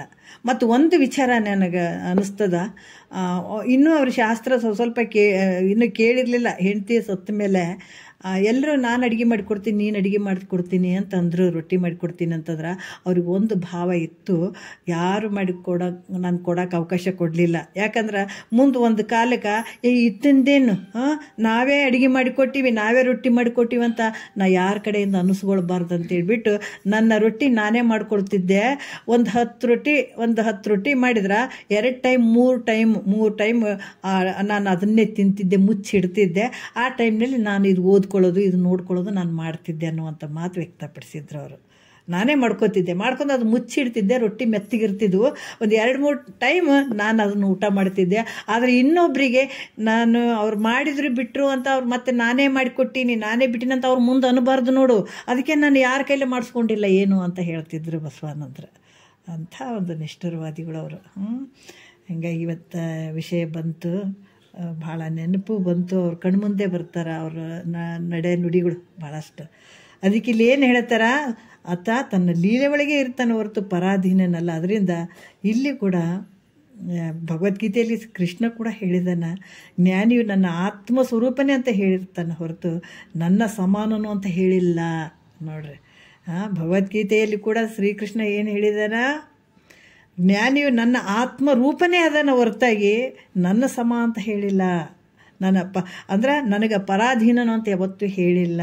ಅದರಿಂದ ಜ್ಞಾನಿಯು ಈಶ್ವರನ ಸರ್ವತ್ರ ಸ್ವತಂತ್ರನ ಇದ್ದಾನೆ ಅಂತ ತಿಳಿಬೇಕು. ಅದರಿಂದ ಅಹಮಿಲ್ಲದ ಸಿದ್ದೇಶ್ವರನು ಹೇಳಿರುವರು. ಯಾಕಂತಂದ್ರೆ ಚಿದೇಶ್ವರ ಸತ್ತು ಚಿತ್ತು ನಿತ್ಯಾನಂದ ಪರಿಪೂರ್ಣವಾಗಿರುವಂಥವನು. ಇಂತಹ ಮಹಾ ಪುರುಷನನ್ನು ಯಾರು ವಂದಿಸಿ ಪೂಜಿಸ್ತಾರೋ ನೋಡ್ರಿ, ಇಂಥ ಮಹಾತ್ಮರನ್ನು ಯಾರು ವಂದಿಸಿ ಪೂಜಿಸಿ ಮತ್ತು ಸ್ತುತಿ ಮಾಡ್ತಾರೋ ಅವರು ಪುಣ್ಯವಂತರಾಗ್ತಾರೆ. ಅವರು ಪುಣ್ಯವಂತರಾಗಿ ಭೋಗ ಮೋಕ್ಷಗಳಿಗೆ ಪಾತ್ರರಾಗಿರ್ತಾರಂತ ಇಲ್ಲಿ ಮುಂದೆ ಹೇಳ್ತಾರೆ, ಮುಂದೂ ಕೂಡ ಹೇಳ್ತಾರೆ ಇವೇ ಮಾತು. ಅದರಿಂದ ಯೋಗಿಯು ಪರತಂತ್ರನಾಗದ್ದರಿಂದ ಯಾವ ಒಂದು ಪರತಂತ್ರ ಆಗದೆ ದಾಕ್ಷಿಣ್ಯದಿಂದಾಗಲಿ, ಭಯದಿಂದಾಗಲಿ, ಆಜ್ಞೆಯಿಂದಾಗಲಿ, ಯಾರ್ದೋ ಒಂದು ಭಯ ಐತೆ ಅನ್ನುವಂಥದ್ದಲ್ಲ, ಯಾರ್ದೋ ಒಂದು ಆಜ್ಞೆಯನ್ನು ನಾವು ಪರಿಪಾಲನೆ ಮಾಡ್ಬೇಕನ್ನುವಂಥದ್ದಲ್ಲ, ಯಾರ್ದೋ ಒಂದು ಇಚ್ಛೆಯಿಂದ ಅನ್ನುವಂಥದ್ದಾಗಲಿ. ಅದಕ್ಕೆ ಇವಾಗ ಹೇಳ್ತಾರೆ ಇಲ್ರಿ, ಎಷ್ಟೋ ಜನ ಭಕ್ತರ ಸಲುವಾಗಿ ಅವ್ರು ಏನಾರು ತಿಳ್ಕೊಬೇಕಲ್ಲ ಕಲ್ಕೋಬೇಕಲ್ಲ ಅಂತ ಸಲುವಾಗಾರ ಹಿಂಗೆ ಮಾಡ್ತಾರೆ ಅಂತೂ ಈತ ಮಾಡಂಗಿಲ್ಲ ನೋಡ್ರಿ. ಈಗ ಏನೋ ಕರ್ಮಗಳನ್ನು ಮಾಡಬೇಕಾದಾಗ ಇಲ್ಲರಿ ಅವ್ರ ಭಕ್ತರ ಸಲುವಾಗಿ ಅಥವಾ ಹಿಂಗಂತ ಈತ ಹಂಗೂ ಮಾಡಂಗಿಲ್ಲ. ಅವ್ರು ತಿಳ್ಕೊಳ್ಳೋದೇ ಇರಲಿ, ಆತ ತನ್ನ ಸ್ಥಿತಿಯಲ್ಲೇ ತಾನು ಇರ್ತಾನೆ. ತನ್ನ ಸ್ಥಿತಿ ಏನು ಹೇಳದ ಅದನ್ನೇ ಹೇಳ್ತಾನೆ, ನೀನೇ ಪರಮಾತ್ಮ. ಇದನ್ನೇ ತತ್ವಮಸಿ ವಿಹಿತ ಗುರು ಅಂದ್ರೆ ಏನು, ತತ್ವಮಸಿ ವಾಕ್ಯವನ್ನೇ ಬೋಧನೆ ಮಾಡ್ತಾನೆ. ಅದು ಬಿಟ್ಟು ಏನಿಲ್ಲ. ಅದಕ್ಕೆ ಇಲ್ಲಿ ಕೂಡ ಯಾರು ಭಯದಿಂದಾಗಲಿ ಆಜ್ಞೆಯಿಂದಾಗಲಿ ಇಚ್ಛೆಯಿಂದಾಗಲಿ ಅದೇನಾದ್ರೂ ಕರ್ತವ್ಯ ಮಾಡ್ತಾನೇನು ಅಂದ್ರೆ ಯಾರಿಗೆ ಯಾಕೆ ಹೆದರ್ತಾನೆ ಹೇಳ್ರಿ ಆತ. ಎಂಥ ಅಲೆಕ್ಸಾಂಡರ್ ಬಂದು ಕತ್ತಿ ಎತ್ತಿದ್ರು ಕೂಡ ನೀನೇನು ನನಗೆ ಹೊಡಿತೀಯ, ನಾನು ನಿನ್ನ ಕೈ ಸಿಕ್ಕಿರ್ತಾನೆ, ಹೊಡೆದ್ರೆ ಈ ಶರೀರ ಕೊಡ್ದಿದ್ದೇ ಐತೆ, ನನಗೆ ಹೊಡ್ಯೋಕ್ಕಾಗಲ್ಲ ನಿನಗಂದನಂತ ಯಾರೋ ಒಬ್ಬ ಋಷಿ, ಎಲ್ಲಿ ಭಾರತದಲ್ಲಿರುವಂಥ ಋಷಿ, ತತ್ವವನ್ನು ತಿಳ್ಕೊಂಡಂಥ ಋಷಿ ಅಲೆಕ್ಸಾಂಡರ್ ಒಂದು ಕತ್ತಿ ಎತ್ತಿ ನಿನಗೆ ಇದು ಮಾಡಿಬಿಡ್ತೀನಿ, ನಿನಗೆ ಕತ್ತರಿಸಿ ಬಿಡ್ತೀನಿ ಅಂತಂದ್ರೂ ಕೂಡ ಹೆದರ್ಲಿಲ್ಲ ಅಂತ. ಈ ಹೆದರ್ಲಾರ್ದಂಥ ಶಕ್ತಿ ಎಲ್ಲಿಂದ ಬಂತಿತ್ತಂತಾನೆ ಕಂಡಿಡ್ದನು ನೋಡ್ರಿ ಆತ. ಅದಕ್ಕೆ ಅಷ್ಟು ಒದ್ದಾಡಿದ ಅಲೆಕ್ಸಾಂಡ್ರ್. ಎಂಥ ಒಂದು ಶಕ್ತಿ ಇರ್ಬೋದು ಈತನ ಬಳಿ, ಏನು ತಿಳ್ಕೊಂಡಿರ್ಬೋದು ಅದನ್ನು ನನಗೆ ತಿಳಿಸಿಕೊಡೋಂಥ ಎಲ್ಲ ಶಸ್ತ್ರಾಸ್ತ್ರಗಳನ್ನು ಕೆಳಗಾಕಿ ಮಾಮೂಲಿ ವ್ಯಕ್ತಿ ಹಂಗಾಗಿ ಬಂದು ಆತನ ಪಾದಕ್ಕೆ ಬಿದ್ದು, ಅವಾಗ ನಿನ್ನ ಬಳಿ ಎಂಥ ಶಕ್ತಿ ಐತಲ್ಲ, ಒಂದು ಕತ್ತಿ ಎತ್ತಿದ್ರೆ ಗಡಗಡಗಡ ಅಂತ ನಡುಗ್ತಾರ, ಒಬ್ಬ ವ್ಯಕ್ತಿ ನಡುಗ್ತಾನ, ನೀನು ನಡಗಲಿಲ್ಲ ಅಂತಂದ್ರೆ ನಿನ್ನ ಬಳಿ ಎಂಥ ಶಕ್ತಿ ಇರ್ಬೋದು, ಆ ಶಕ್ತಿ ನನಗೆ ಹೇಳಿಕೊಡು ಅಂತ ಅವಾಗ ಕಿಂಕರ ಭಾವದಿಂದ ಬಂದು ಕೇಳಿದಾಗ ಅವಾಗ ಹೇಳಿದ್ರಂತ ಗುರುಗಳು. ಹಾಗಾಗಿ ಅಂಥ ಶಕ್ತಿಯನ್ನು ಪಡ್ಕೊಂಡಂಥದ್ದು ಯಾರಿಗೇನ ಭಯ ಆಗಲಿ, ಯಾರ್ದು ಆಜ್ಞೆ ಆಗಲಿ, ಯಾರಿಗಾದರೂ ವೇದಗಳಲ್ಲಿ ಹೇಳಿದಂಥ ವಿಧಿ ನಿಯಮಗಳನ್ನು ಅವನು ಮಾಡುವಂಥದ್ದಾಗಲಿ, ಇವೇನಾದರೂ ಮಾಡ್ತಾ ಅದಕ್ಕೇನಾರು ಕರ್ತವ್ಯ ಅದನ್ನತ್ತಗಂದ್ರೆ ಯಾವುದಿಲ್ಲ, ಮಾಡುವಂಥ ಕರ್ತವ್ಯ ಕರ್ಮ ಯಾವುದು ಆತಗೆಲ್ಲ ಎಲ್ಲವನ್ನು ಮೀರಿರ್ತಾನೆ. ಆ ಒಂದು ಶಂಕರ ಭಾವದಲ್ಲಿ ಆತ ಇರ್ತಾನೆ. ಹಂಗಾಗಿ ಇದು ಯಾವುದು ಸಂಬಂಧ ಇಲ್ಲ. ಅದು ಯಾರಿಗೂ ಪರತಂತ್ರನಾಗಿ ಇರುವಂಥವನಲ್ಲ, ಪರಾಧೀನನಾಗಿರುವಂಥವನಲ್ಲ ಆರೂಢ. ಮತ್ತು ಹೇಳ್ತಾರೆ ಇಲ್ಲಿ, ಕರ್ಮೋಪಾಸನ ಕಾಂಡಗಳು ಜ್ಞಾನಗದಂತೆ ಈಶ್ವರ ರಚಿತವಾಗಿರುವಂಥವು ಅವುಗಳಲ್ಲಿ ಹೇಳೋದು.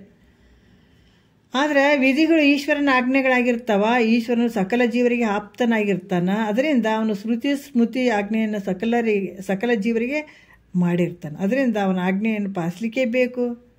ಇಲ್ದಿದ್ರೆ ಶಿಕ್ಷೆಗೆ ಪಾತ್ರ ಆಗಬೇಕಾಗ್ತದಂತ ಏನಾದರೂ ಪ್ರಶ್ನೆ ಬರ್ತದೆ. ಹೌದು, ಹೆಂಗಂದ್ರೆ ಕರ್ಮ ಉಪಾಸನೆಗಳು ಕೂಡ ಯಾರು ಹೇಳಿದಾರ, ಈಶ್ವರನಿಂದನೇ ರಚಿತ ಆದಂಥದ್ದು. ವೇದಗಳಲ್ಲಿ ಕರ್ಮ, ಉಪಾಸನೆ ಮತ್ತು ಜ್ಞಾನ ಇವು ಮೂರನ್ನು ರಚನೆ ಆಗಿದಾವ. ಹೌದಾ, ಮೂರು ಬಗ್ಗೆ ಹೇಳ್ಕೊಂಡು ಬಂದಿದ್ದಾರೆ. ಈಶ್ವರನಿಂದ ರಚಿತವಾದಂಥದ್ದಿದು. ಆದ್ರೆ ಜ್ಞಾನಕಾಂಡ ಹೇಳಿದಂಗೆ ಕರ್ಮಕಾಂಡ ಉಪಾಸನ ಕಾಂಡ ಕೂಡ ಹೇಳಿದ್ದಾರೆ. ಮತ್ತು ಹೇಳಿದ ಮೇಲೆ ಈ ವಿಧಿಗಳು ಯಾರು ಅದಾವ, ಆಜ್ಞೆಗಳು ಇವು ಈಶ್ವರನ ಆಜ್ಞೆಗಳು ಅದಾವಪ್ಪ. ಈಶ್ವರ ಸಕಲ ಜೀವರಿಗೆ ಏನದಾನ, ಬೇಕಾದಂಥವನದಾನ, ಆಪ್ತನದಾನ, ಪೂಜಿಸಿಕೊಳ್ಳಿಕ್ಕೆ ಯೋಗ್ಯನದಾನ. ಅದರಿಂದ ಆತಗ ಶ್ರುತಿ ಸ್ಮೃತಿ ರೂಪ, ಈ ಶ್ರುತಿ ಆಗಿರ್ಬೋದು ಸ್ಮೃತಿ ರೂಪ ಆಗಿರ್ಬೋದು, ಈ ಆಜ್ಞೆಯನ್ನು ಸಕಲರಿಗೆ ಮಾಡಿದಾನೆ. ತನ್ನ ಒಂದು ಆಜ್ಞೆಗಳನ್ನು, ಶ್ರುತಿ ಸ್ಮೃತಿಗಳ ಆಜ್ಞೆಗಳನ್ನು ಎಲ್ಲರಿಗೆ ಮಾಡಿದಾನತ. ಅದರಿಂದ ಅವನ ಆಜ್ಞೆಯನ್ನು ಪಾಲಿಸ್ಲಿಕ್ಕೆ ಬೇಕಾಗ್ತದೆ. ಎಲ್ಲರೂ ಜಗತ್ತಿನೊಳಗೆ ಎಲ್ಲರೂ ಆತನ ಆಜ್ಞೆಯನ್ನು, ಈಶ್ವರನ ಆಜ್ಞೆ ತಪ್ಪಿದರೆ ಮತ್ತು ಭಾಳಷ್ಟು ಕಷ್ಟಕ್ಕೆ ಅನುಭವಿಸ್ಬೇಕಾಗ್ತದಲ್ಲ. ಈಶ್ವರನ ಆಜ್ಞೆಯನ್ನು ಪ್ರತಿಯೊಬ್ಬರು ಪಾಲಿಸ್ಲಿಕ್ಕೆ ಬೇಕು, ಇಲ್ಲದಿದ್ದರೆ ಶಿಕ್ಷೆಗೆ ಪಾತ್ರ ಆಗ್ತಾರಲ್ಲ ಅನ್ನುವಂಥದ್ದು. ಯಾಕಂದರೆ ಅದರಿಂದ ಅವನ ಆಜ್ಞೆಯನ್ನು ಪಾಲಿಸ್ಲಿಕ್ಕೆ ಬೇಕಾಗ್ತದೆ, ಇಲ್ಲದಿದ್ದರೆ ಆತನ ಶಿಕ್ಷೆಗೆ ಪಾತ್ರ ಆಗ್ಬೇಕಾಗ್ತದಲ್ಲ. ಮತ್ತು ಹೆಂಗೆ ಅಂತ ಈ ಪ್ರಶ್ನೆ ಬಂದರೂ ಕೂಡ ಅದಕ್ಕೆ ಇದು ಯಾರಿಗೆ ಹೇಳಿದಾರ, ಇದು ಅಜ್ಞಾನಿಗೆ ಹೇಳಿದಾರ. ಆದ್ರೆ ಸುಜ್ಞಾನಿಗಳಿಗೆ ಹೇಳಿಲ್ಲಪ್ಪ, ಇದು ಅಜ್ಞಾನಿಗಳಿಗೆ ಹೇಳಿದ್ದಾರೆ. ಇದು ಸುಜ್ಞಾನಿಗಳಿಗೆ ಹೇಳಿಲ್ಲ. ಈ ಕರ್ಮ ಉಪಾಸನೆಗಳು ಯಾರಿಗೆ ಹೇಳಿದ್ದಾರೆ, ವೇದದಲ್ಲಿ ವಿಧಿ ನಿಯಮಗಳು ಯಾರಿಗೆ ಹೇಳಿದಾರ. ನಿನಗೆ ಹುಚ್ಚಿಡ್ದಲ್ಲ, ಭ್ರಾಂತಿ ಅದಲ್ಲ ನಿನಗೆ. ನೀನು ಇಲ್ಲದನ್ನ ಹೌದು ಅನ್ಕೊಂಡಿದ್ದೆ, ಹೌದನ್ನ ಇಲ್ಲ ಅನ್ಕೊಂಡಿದ್ದೆ, ಹೊತ್ಕೊಂತ ಕುಂತಿದ್ದೆ. ನಿನಗೆ ಯಾವುದೋ ರೂಪದಿಂದ ನಿನಗೆ ಹುಚ್ಚು ಬಿಡಿಸ್ಬೇಕು, ನಿನಗೆ ಆ ಭ್ರಾಂತಿ ಬಿಡಿಸ್ಬೇಕು ಅನ್ನುವಂತಹ ರೀತಿಯಲ್ಲಿ ಅವು ಹೇಳಿದಾರೆ ಹೊರತಾಗಿ ಇದನ್ನು ಸುಜ್ಞಾನಿಗಳಿಗೆ ಹೇಳಿಲ್ಲಪ್ಪ. ಇದು ಅದಕ್ಕೆ ಉತ್ತರವನ್ನು ಹೇಳತ್ತಾರೆ 9ನೇ ನುಡಿಯಲ್ಲಿ. ನೆನೆಸಿನೋಳ್ ವಿಧಿಗೆ ತೋಳ್ ತೆನಿಸಿದಾತನ ಬಗೆ, ಕನಸಿನ ಜನಪಂಗೆ ಬೆರಲಿತ್ತು ನಿನಗೆ, ನಾನೆಲೆವೆಲೆ ಯಾಳೆಂಬವನ ವೃತ್ತಿ ವನಿತೆ ಹಾಸ್ಯವೇ ನೋಡು ತಿಳಿದಂದು ಅಂತ ಹೇಳ್ತಾರೆ. ಕನಸಿನಂದ್ರೆ ಸ್ವಪ್ನದ ನೋಡ್ರಿ. ಇಲ್ಲಿ ಕೂಡ ಜನಪಂಗೆ ಅಂದರೆ ರಾಜನಿಗೆ ಅಂತ ಹೇಳ್ತಾರೆ. ಬೆರಲಿತ್ತು ಅಂದರೆ ಕೈ ಕೊಟ್ಟು, ನಾನು ಇಲ್ಲಿ ವೆಲೆಯಾಳು ಅಂದರೆ ಕೂಲಿಯ ಸೇವಕನಾಗಿರುವಂಥವನು ವೆಲೆಯಾಳು. ನಾನು ವೆಲೆ ಆಳುವೆನೆಂಬವನ ವೃತ್ತಿ ವನಿತೆ ಆಸೆವೆ ನೋಡು ತಿಳಿದಂದು ಅಂತ ಇದೊಂದು ಚೂರು ಹೇಳಿಬಿಡೋಣ. ಒಬ್ಬ ಪುರುಷ ಸ್ವಪ್ನದಲ್ಲಿ ನೋಡ್ರಿ, ಪುರುಷ ಸ್ವಪ್ನದಲ್ಲಿ ರಾಜನ ಕೈ ಮೇಲಿರಿಸಿ, ನಾನು ಸತ್ಯವೇ ಹೇ ರಾಜನೇ, ನಾನು ಸೇವಕ ಅದೀನಿ, ನೀನು ಹೇಳಿದ ಕೆಲಸವನ್ನು ನಾನು ಮಾಡ್ತೀನಿ ಅಂತ ವಚನ ಕೊಟ್ಟ. ಕನಸಿನಲ್ಲಿ ಒಬ್ಬ ವ್ಯಕ್ತಿ ಏನು ಮಾಡಿದ, ರಾಜನ ಕೈ ಮೇಲೆ ಕೈ ಇಟ್ಟ, ನಾನು ಸೇವಕ ಅದೀನಿ, ನೀನು ಏನು ಹೇಳ್ತಿದ್ದೆ ಅದನ್ನು ನಾನು ಮಾಡ್ತೀನಿ ಅಂತ ವಚನ ಕೊಟ್ಟ. ಅಷ್ಟೆಲ್ಲತ್ತಿಗೆ ಎಚ್ಚರ ಆಗಿಬಿಡ್ತು. ಬೆಳಗಾದ ಮೇಲೆ ಆತ ಯೋಚನೆ ಮಾಡೋಕ್ಕೆ ಶುರು ಮಾಡಿದ ಕುಂತು, ನಾನು ರಾಜನಿಗೆ ಕನಸಿನಲ್ಲಿ ಕೆಲಸಕ್ಕೆ ಬರ್ತೀನಿ ಅಂತ ಹೇಳೀನಿ, ಕೈ ಮೇಲೆ ಕೈ ಇಟ್ಟಿದ್ದೀನಿ, ವಚನ ಕೊಟ್ಟಿದ್ದೀನಿ, ಮಾತು ಕೊಟ್ಟುಬಿಟ್ಟಿದ್ದೀನಿ. ಹೌದಾ, ಕನಸಿನಲ್ಲಿ ಮಾತು ಕೊಟ್ಟುಬಿಟ್ಟಿದ್ದೀನಿ ರಾಜನಿಗೆ. ಅದಕ್ಕೆ ಈಗ ತಪ್ಪಿದ್ರೆ ಶಿಕ್ಷೆ ಏನಾದರೂ ಮಾಡ್ಬೋದತ ಅಂತ ತಿಳಿದತ. ಈಗ ನಾನು ಮಾತು ಕೊಟ್ಟುಬಿಟ್ಟಿದ್ದೀನಿ ಕನಸಿನಲ್ಲಿ, ಮತ್ತು ತಪ್ಪಿದ್ನಂದ್ರೆ ನಾನು ಶಿಕ್ಷೆ ಮಾಡ್ಬೋದು, ಏನು ಮಾಡಲಿ ಅಂತ ಆತಗೆ ಭಯ ಆಗಿಬಿಡ್ತು.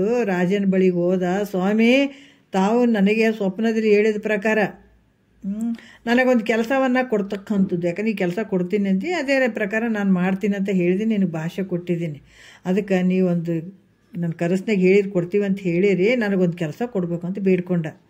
ಈ ಮಾತನ್ನು ಕೇಳಿ ಸಭಿಕರು ಎಲ್ಲರೂ ಗುಳ್ಳಂತ ನಕ್ಕು ಬಿಟ್ರು ನೋಡ್ರಿ. ಯಾಕಂದ್ರೆ ಕನಸಿನಲ್ಲಿ ಹೇಳಿದೆ, ಅದಕ್ಕೆ ನನಗೆ ಕೊಡೋ ಕೆಲಸ ಅಂತ ಬಂದಾನಲ್ಲ, ಇದು ಹೆಂಗೆ ಅದಾನಲ್ಲ ಹುಚ್ಚದಾನ ಅಂತ ನಕ್ಕು ಬಿಟ್ರಿ ಎಲ್ಲರೂ. ಅದಕ್ಕೆ ಈ ದೃಷ್ಟಾಂತದಂತೆ ಮೈತ್ರ ಸ್ವಪ್ನಾವಸ್ಥೆಯ ಸಮಾನವಾದಂಥ ಅಜ್ಞಾನ ಕಾಲದಲ್ಲಿ ನಾನು ಜೀವನದೀನಿ. ಇದು ಅಜ್ಞಾನ ಕಾಲದಲ್ಲಿ ನಾನು ಜೀವದೀನಿ, ನೀನು ಈಶ್ವರ ಅನ್ನುವಂಥದ್ದು ಸೇವಕ ಭಾವನೆ ಐತೆ. ಈಶ್ವರ ಪೂಜೆ ಮಾಡಿಸಿಕೊಳ್ಳುವಂಥವನು, ನಾನು ಪೂಜೆ ಮಾಡುವಂಥವನು ಅಂತನ್ನುವಂಥದ್ದು. ಎರಡೂ ಪಾಶ ಒಂದೇ. ಇದು ಕಬ್ಬಿಣದ ಪಾಶ ಆದರೆ ಅದು ಬಂಗಾರದ ಪಾಶ, ಎರಡೂ ಇರೋದು ಒಂದೇ. ಆದರೆ ಇದು ಸೇವಕ, ಇದು ಸೇವೆ ಮಾಡಿಸ್ಕೊಳ್ಳುವಂಥದ್ದು, ನಾನು ಬೇರೆಯೇ ಇದ್ದೀನಿ ಅನ್ನುವಂಥ ಭಾವನೆ ಐತೆ. ಈ ಕಾಲಕ್ಕೆ ಈಶ್ವರನು ಶ್ರುತಿ ಸ್ಮೃತಿ ರೂಪ ಕರ್ಮೋಪಾಸನ ಕಾಂಡಗಳಿಂದ ಆತ ಆಜ್ಞೆಯನ್ನು ಮಾಡಬಹುದು. ಯಾವಾಗ ನಾನು ಈಶ್ವರನ ಪೂಜೆ ನಾನು ಪೂಜೆ ಮಾಡುವಂಥವ್ರು, ಅದು ಪೂಜೆ ಮಾಡಿಸ್ಕೊಳ್ಳುವಂಥದ್ದು, ನಾನು ಪೂಜೆ ಮಾಡುವಂಥದ್ದು ಅಂತ ಏನು ಭಾವ ಇರ್ತದೆ ಅದು ಬೇರೆ ಇದು ಬೇರೆ. ಸೇವಕಿ ಅನ್ನುವಂಥ ಭಾವನೆ ಏನಿರ್ತದೆ ಆ ಕಾಲಕ್ಕೆ ಶ್ರುತಿ ಸ್ಮೃತಿ ರೂಪವಾದಂಥ ಕರ್ಮೋಪಾಸನೆ ಕಾಂಡಗಳಿಂದ ಅಲ್ಲಿ ಆಜ್ಞೆ ಮಾಡ್ಯದೆ, ನೀವು ಹಿಂಗೆ ಮಾಡು ಅಂತ ಆಜ್ಞೆ ಮಾಡ್ಯದ. ಈ ಜೀವ ಏನು ಮಾಡಬೇಕು, ಅದ್ರ ಪ್ರಕಾರ ಆಜ್ಞೆಯನ್ನು ಪಾಲನೆ ಮಾಡಬೇಕು ಈಶ್ವರನ. ಯಾಕಂದರೆ ತಿಳ್ಕೊಂಡಾನಂತ ಈಶ್ವರ ದೊಡ್ಡವಂತ ತಿಳ್ಕೊಂಡಾನ, ಈಶ್ವರನ ಪೂಜೆ ಮಾಡಬೇಕು, ನಾನು ಪೂಜೆ ಮಾಡೋಂಥವನು, ನಾನು ಸಣ್ಣವಂತ ಈತ ಅನ್ಕೊಂಡು ಕುಂತಾನ. ಅದಕ್ಕೆ ಈಶ್ವರ ಹೇಳ್ದಂಗೆ ಈತ ಕೇಳಲೇಬೇಕಾಗ್ತದೆ. ಇದೆಲ್ಲವೂ ಎಲ್ಲಿ ನಡೆದದ ಅಂತಂದ್ರೆ ಅವಿದ್ಯೆಯ ಕಾಲದಲ್ಲಿ.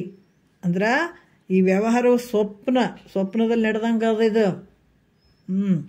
ಅದಕ್ಕೆ ಈಗ ಸ್ವಸ್ವರೂಪ ಜ್ಞಾನ ಆಗ್ಯದ, ಈಗ ಎಚ್ಚರಿಕೆ ಆಗ್ಯಾನೀಗ.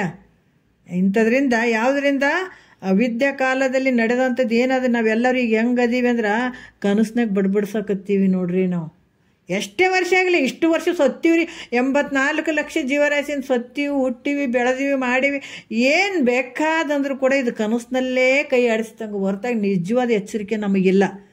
ಈಗ ಯಾವಾಗ ಸ್ವಲ್ಪ ಕಣ್ಣು ಬಿಡಾಕತ್ತೀವಿ ಅಂತಂದ್ರೆ ಸದ್ಗುರುವಿನ ವಾಕ್ಯ ಕೇಳಿ ಈಗ ಸ್ವಲ್ಪ ಕಣ್ಣು ಬಿಡಾಕತ್ತೀವಿ ತಟ್ಟಗೆ. ಈಗ ನೋಡ್ರಿ, ನಾವೇ ನಿಜವಾಗಿ ಎಚ್ಚರಿಕೆ ಸ್ಥಿತಿಯಲ್ಲಿ ಅದೀವೇನೋ ಅಂದ್ರೆ ಇಲ್ಲ, ಭ್ರಾಂತಿ, ಅಜ್ಞಾನದ ಸ್ವಪ್ನ ಅವಸ್ಥೆಯಲ್ಲಿ ಹೆಂಗೆ ಮನುಷ್ಯ ಇರ್ತಾನೆ ಹಂಗಿದ್ದಂಗೆ. ಸ್ವಪ್ನದಾಗೆಲ್ಲ ಸತ್ಯನೇ ಇರ್ತದೆ, ಕಷ್ಟ ಸುಖ ಎಲ್ಲನೂ ಹೌದೌದು ಅಂದ್ಕೊಂಡೇ ಹೋಗಿರ್ತಾನೆ, ಹೌದಿಲ್ಲ? ಹಂಗೆ ಇಲ್ಲಿ ಕೂಡ ಜಾಗೃತ್ ಅಂದ್ರೆ ಸ್ವಸ್ವರೂಪದ ಜ್ಞಾನೋದಯ ಆಯಿತು ಅಂದಾಗ ಆ ಜಾಗೃತ್ ಕಾಲವು ಯಾವಾಗ ಅಂತಂದ್ರೆ ಅದು ನಿಜವಾದ ಒಂದು ಜಾಗೃತ. ಅಲ್ಲಿ ಏನಾಗ್ತದೆ, ಇದು ಕನಸು ಅಂತ ಅನ್ನಂಗೆ ಆಗ್ತದೆ. ಅಜ್ಞಾನ ಕಾಲದಲ್ಲಿ ನಡೆದಂಥದ್ದು ಕನಸಾಗ್ತದೆ. ಈ ಒಂದು ನೇಮಕರೂಪವಾದಂಥ ಭೇದ ವ್ಯವಹಾರ ಎಲ್ಲಿ ನಡೆದದ, ಅಜ್ಞಾನ ಕಾಲದಲ್ಲಿ ನಡೆದದ, ಇದು ಮಿಥ್ಯದು, ಇದು ಅಸತ್ಯದಿಂದ ಕೂಡಿದದು. ಅದಕ್ಕೆ ಇಂಥದನ್ನು ತಿಳ್ಕೊಂಡಂಥ ಜ್ಞಾನಿಗೆ, ಜ್ಞಾನ ಸಿದ್ಧನಾದಂಥ ಯೋಗಿ, ಜ್ಞಾನದಲ್ಲಿ ಪರಿಪೂರ್ಣ ಆಗಿದ್ದಾನಂತ ಕರ್ಮ ಉಪಾಸನೆ ಕಾಂಡಗಳ ಆಜ್ಞೆಯನ್ನು ಮಾಡ್ತಾನೇನಂದ್ರೆ ಮಾಡಂಗಿಲ್ಲತ್ತ. ಯಾಕೆ ಮಾಡ್ತಾನೆ, ಅದು ದಡ್ರಿಗೆ ಹೇಳ್ದಂಗೆ ಅದು, ಹೌದಾ? ಅವು ತಲೆ ಬರಾಬರಿ ಇಲ್ದ ಭ್ರಾಂತಿ ಇಲ್ತ ಕುಂತಿರ್ತಾವೆ ನೋಡು, ಅವಕ್ಕೆ ಹೇಳಿದಾರೆ ಹೊರತಾಗಿ ಇದನ್ನೆಲ್ಲ ತಿಳ್ಕೊಂಡಂಥ ಜ್ಞಾನಿಗೆ ಮತ್ತು ಆಜ್ಞೆಗಳನ್ನು ಪಾಲನೆ ಮಾಡೋಕ್ಕೆ ಹೋಗ್ತಾನೆ ಅಂದ್ರೆ ಈತ ಮಾಡೋಕ್ಕೆ ಹೋಗಂಗಿಲ್ಲ.